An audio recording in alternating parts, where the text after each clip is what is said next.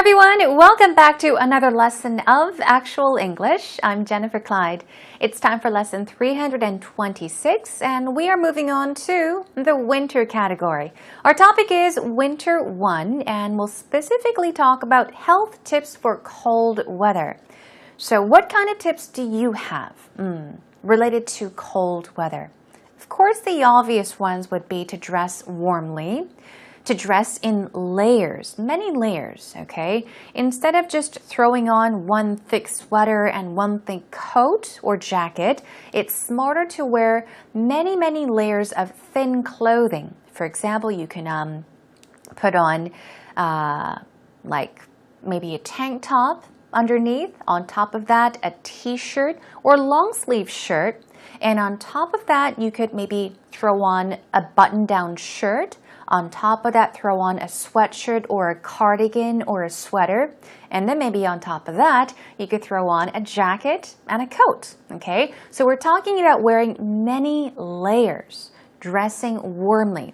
That is one tip that I could give you when it comes to cold weather.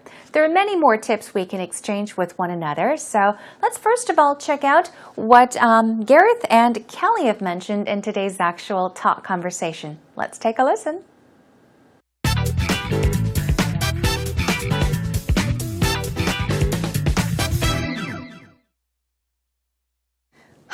Well, it's finally here or coming. Winter. Winter. Yes. Something I dread every year and try to be prepared for, but never really feel like I'm prepared for it. But try to embrace it. Yes, you have to really, don't you? Yeah, no choice there. Is there anything special that you do to try and make it brighter? Or maybe you like winter. I personally hate it. I like winter, but I do prepare. I mean, the winters in Seoul are bone-chillingly cold. I mean, really are killer cold. But I think the name of the game is to really just get a lot of layers on you. Wear a lot of clothes, different layers. You know, Shopping. Eat good food, you know, chiges, stews, warm drinks. I try to pump myself full of, you know, good fruit and vegetables and then vitamins. Vitamin C, multivitamins, you know, even vitamin D to replace the sunlight. I love the way you say that, vitamins. We say vitamins. Oh, do you? Yes. In Canada, well, there's the difference, right? Sounds cute. Yeah, so that's what I do, yeah. What about yourself? You raised a good point about shopping. I actually have started my winter shopping. So thermalwear is... I'm big on thermalwear. Yes. I hate being cold. Do you? Yeah. I like going to Uniqlo. They always have high quality and affordable thermalwear. But I do a lot of the same things. Are you a believer in the flu vaccine? I'm a believer in it. I haven't done it though. What about you? I'm kind of torn on it. Some people say it's effective, other people say it's not. But I try to wrap myself in comfort, like stews, comfort foods. Yeah. Warmth, candles, Sure. Go to bed early, More wake drinking up early. alcohol? No. That's an Irish cure. I do think that more sleep is naturally a good idea when the season's changing. Definitely. Well, as long as you're prepared, then all good. Exactly. Yeah, bring it on. Well, like most women, I would say that Kelly, well, she's like me and like most women, as I said, she does not really like winter. So she's not a huge fan of the cold weather or cold season, such as winter. Many guys don't seem to really care. Actually, I think I've met more men that hate the summer season. They much more prefer winter to summer, whereas I think a lot more women prefer summer to winter. Okay, anyhow, let's take a look at the conversation. Here we go. So first of all, Kelly says, well, it's finally here or coming. Well, you might have wondered what it refers to. We're talking about winter. It's finally here. It has arrived. Or it's coming, meaning it is nearing. It is soon winter. That's right. Garrett says winter. Yep. Something I dread every year and try to be prepared for is what she says. Now, dread means to fear greatly. If you're especially extremely afraid of something, if you have an extreme fear for something, you could say, I dread something. So she's saying that winter is something that she dreads, she fears. In other words, she really, really hates or does not look forward to. So it's something that I dread every year and try to be prepared for. So she tries to be prepared for, meaning ready for the cold winter season. I try to embrace it, meaning to accept willingly. Just saying, okay, accept it willingly. Okay, you can embrace something. Hold something in your arms, okay? Basically, she's saying she does not like winter, but she tries to accept it willingly. Okay, come on, winter. Come, come, come. Okay? Is there anything special that you do to try and make it brighter? Okay, brighter, here we're not talking about a brighter color. So if you were to, I guess, compare colors such as a dark color, black, to a bright color, yellow, for example. Now, yellow is a brighter color. It is a lighter color compared to a dark color, which happens to be black. But here, she's talking about making winter brighter, meaning much more acceptable, easy to accept, okay? So she says, or maybe you like winter, because I personally hate it. So, Kelly hates winter, but she's saying, is there anything you do to try to make it brighter, more pleasing? Or do you like winter? Here we go. Garrett says, I like winter. Okay, so he is a winter person. He likes winter. But I do prepare. Okay, I do get ready for winter. The winters in Seoul are bone-chillingly cold. Okay, bone-chillingly cold. So he's saying that winters in Korea are very, very cold. If you say bone-chillingly or bone-chilling, imagine if the weather is really cold, sometimes it feels as if the cold temperatures freezes the layer of your skin. Sometimes it's so cold that you could feel your bones, okay, freezing. So when you want to say that something is extremely cold, such as the weather, you can say, oh, it's bone-chillingly cold. We're talking about extreme cold. Or especially, you can use bone-chilling to express something that you extremely fear, okay, something that you dread. Something really scary can be bone-chilling as well. It can give you the chills all over your body. So, bone-chilling can mean very cold or very scary, very frightening. But here he's saying it's bone-chillingly cold. It's extremely cold. They really are killer cold. This is another way. Killer, slang, just another way to say really, extremely cold. I think the name of the game, this is a pattern for today. I think the name of the game is to get a lot of layers on you, wear a lot of clothes, eat good food, and warm drinks. Okay, so we're talking about things you should keep in mind when winter comes. Now, when you say the name of the game, you are talking about the most important part of something. The things you need to fulfill in a certain situation, but simply put, think of the most important part, the essential part of something. So he's saying, I think the most important part of it is, the name of the game is to get a lot of layers on you. This is like a covering, okay? I was talking about wearing many layers, right? So we're talking about coats of something, coverings of something. So many thin layers, many clothing, okay? So you're saying wear many, many layers of clothing, wear a lot of clothes, in other words, eat good food, and drink warm drinks. I try to pump myself full of good fruits and vegetables, and then vitamins. So he's saying that he tries to pump himself of good fruits, vegetables, vitamins. So what does pump mean? Okay, you could pump, for example, liquids. You can pump water, okay, which means to bring up a lot of water. So pump means to increase. It can also mean to heighten. It can mean to strengthen something, make it stronger, sturdier. Okay, so pump something. But it can also mean to emphasize something, to stress or to emphasize. But in this case, he says, I try to pump myself full of these things, meaning he tries to eat lots of good fruits, many good fruits and vegetables and vitamins. Fill himself with all these good things. He says vitamin C, multivitamins or multi, you can pronounce it two ways, even vitamin D to replace the sunlight. Okay, if you don't get the chance to go outside, outdoors, you should take vitamin D. So he gives examples of what kinds of vitamins he takes. He says, that's what I do. What about yourself? Here we go. Kelly says, you raise a good point. Raise a point means to express something. A good point. Basically, she's saying, you know, that's a good point. You've mentioned something really, really good. You've mentioned something for me to keep in mind. You raise a good point. That's a good idea, okay? About shopping. Now, she moves on to saying, I actually have started my winter shopping. Okay, let's see what she's done. I'm big on thermal wear.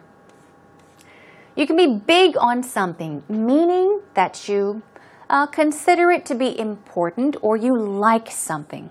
Okay, so if you're big on something, you either mean that you like it very much or you believe in something to be very important.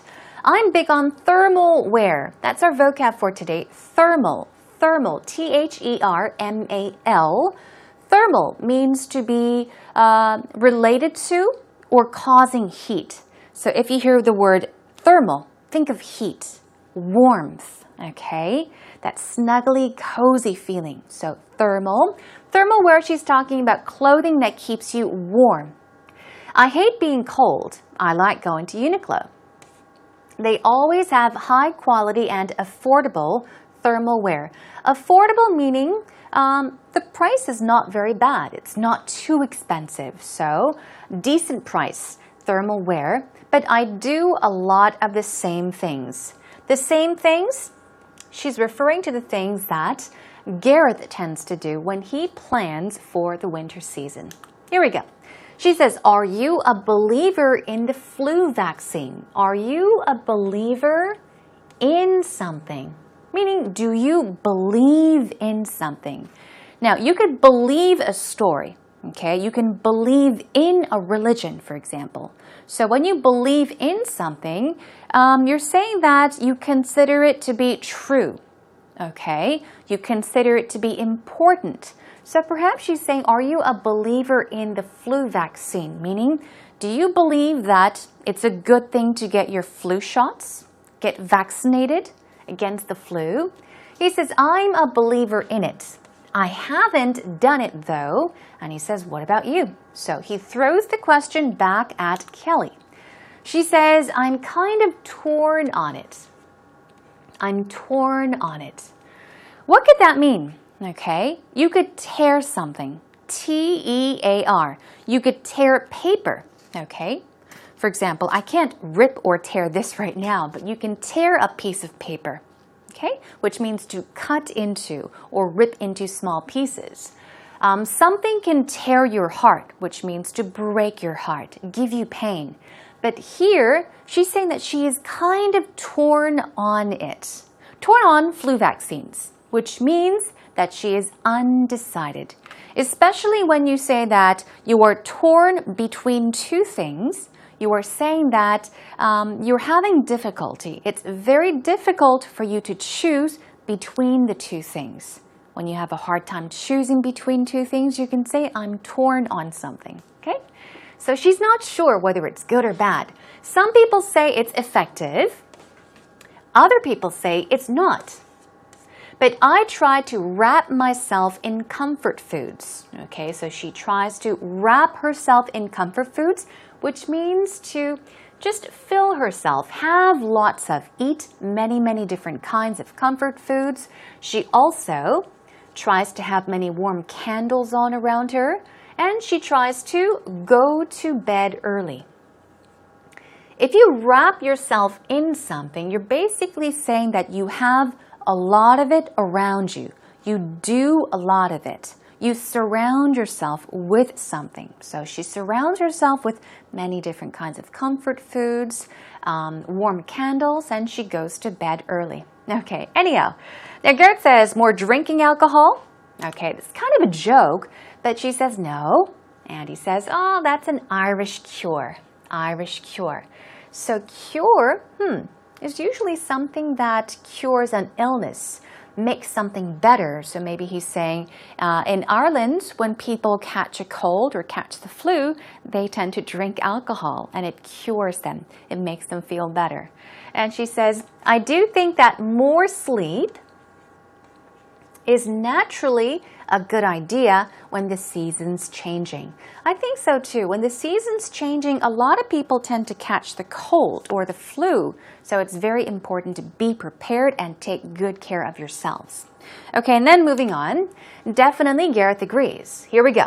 Well, as long as you're prepared, as long as you are prepared, ready for the cold season, then all good, meaning no worries.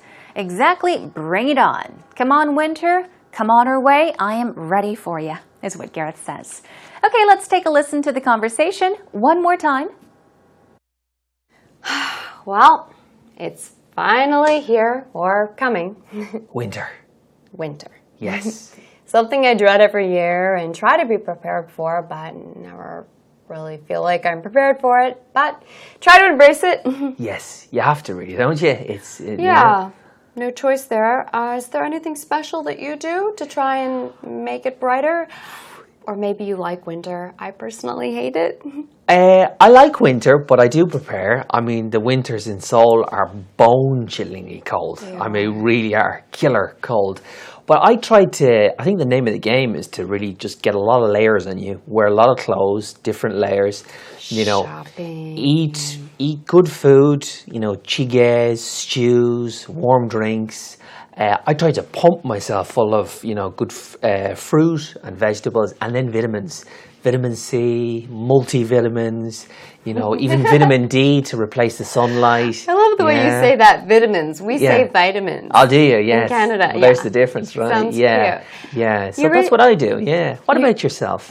You raised a good point about shopping. I actually have started my winter shopping. So thermalwear is, I'm big on thermalwear. Yes. I hate being cold. Do you? Yeah. I like going to Uniqlo. They always have high quality and affordable thermalwear. But I do a lot of the same things. Are you a believer in the flu vaccine?